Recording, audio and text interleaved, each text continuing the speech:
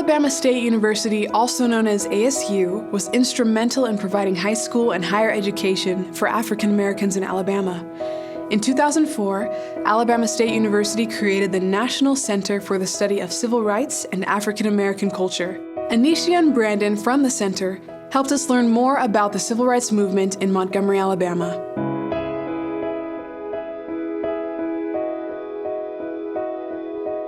Hello, my name is Anisha Hardy, and on behalf of the National Center for the Study of Civil Rights and African American Culture at Alabama State University, I would like to welcome you to Montgomery, Alabama, the birthplace of the Civil Rights Movement. Here at the National Center, our goal is to advance the studies and values of African American culture in the Civil Rights Movement by exploring the movement's past and future implications on society. So today, we will be going on a cultural voyage covering various sites and individuals who are important to the Civil Rights Movement.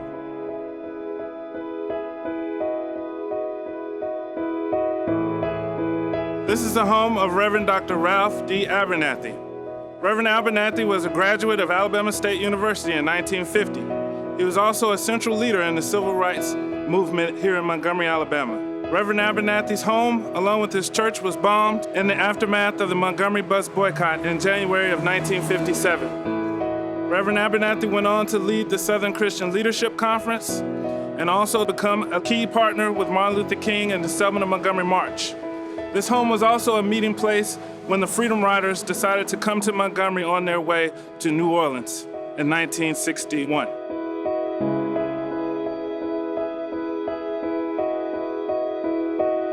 This is William Council Hall on the evening of December 1st, 1955, after the arrest of Rosa Parks. Alabama State College professor Joanne Robinson entered this building to run off flyers announcing that there will be a one-day boycott of the buses. She gained access to the building through her friend, Mr. John Cannon, who was the VP of Business and Finance.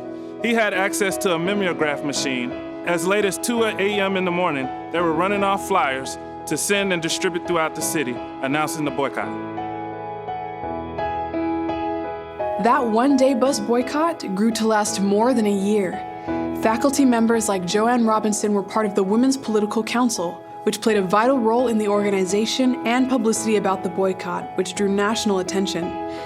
In the 1960s, Alabama State University was in constant danger of being closed down, since so many students and faculty members not only participated in the movement, but were driving forces in it.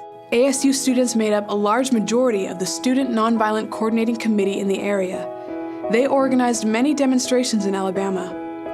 Other civil rights alumni include W.C. Patton, Ralph David Abernathy, Fred Gray, and Fred Shuttlesworth.